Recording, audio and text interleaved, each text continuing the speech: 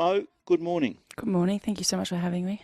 Where do you get the resilience? Forget the footy field, the resilience you show off the field. Where does that come from?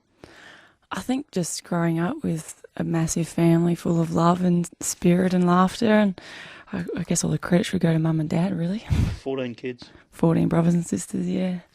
And just take me through your day. You start at 3 a.m. Yeah, so I manage a traffic management company, so it's very long. I'm up at 3 a.m. Doing admin-based, getting crews out between 3 to 6.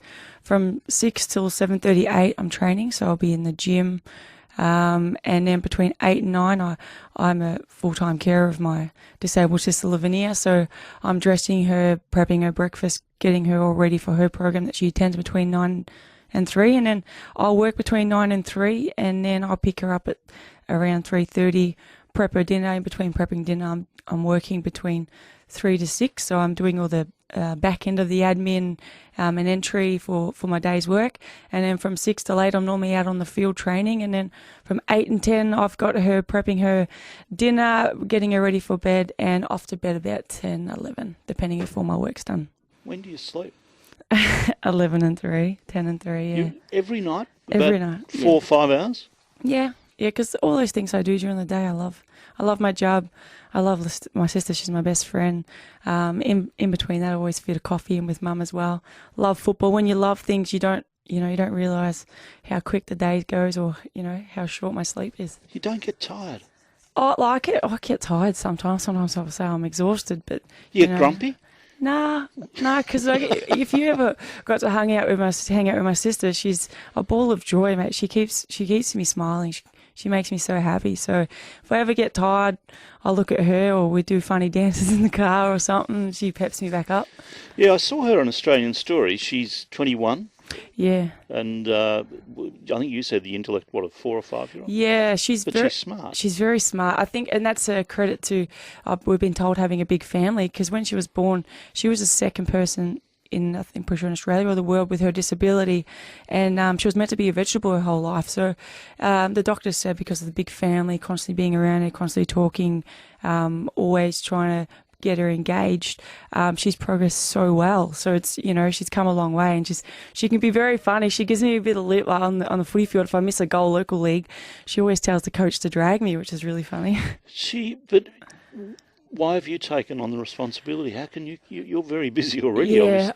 Well, Mum asked me about 2 years ago to take her on, because Mum's really unwell and wants to make sure Lavinia's taken care of if anything ever happened to her. And me and Lavinia have been pretty much best friends since she was born. I've always been by her side, and I'm her favourite person, and I hope I'm her favourite person. But Mum thought she would ask me, and I didn't think twice. Pretty much packed her bags and took her from that point on, moved houses, and I don't see it as a caring role. I see it as just, I live with my sister who I love.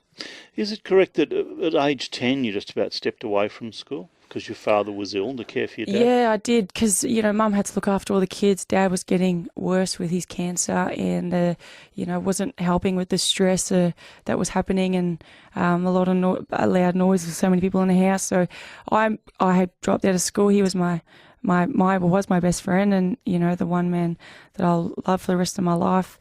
So from that point on, I decided to leave school. Mum had to work, and I didn't really give him an option. I said I wanted to do it, and I had to do it. And age 10.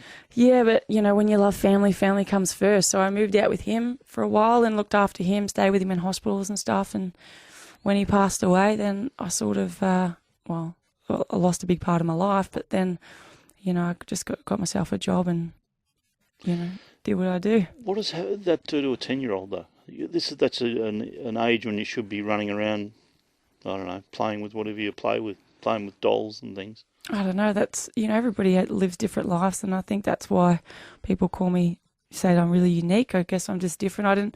Back then I didn't think about running around. I still had a footy with me when I moved out with him, kick it around the backyard when he was asleep.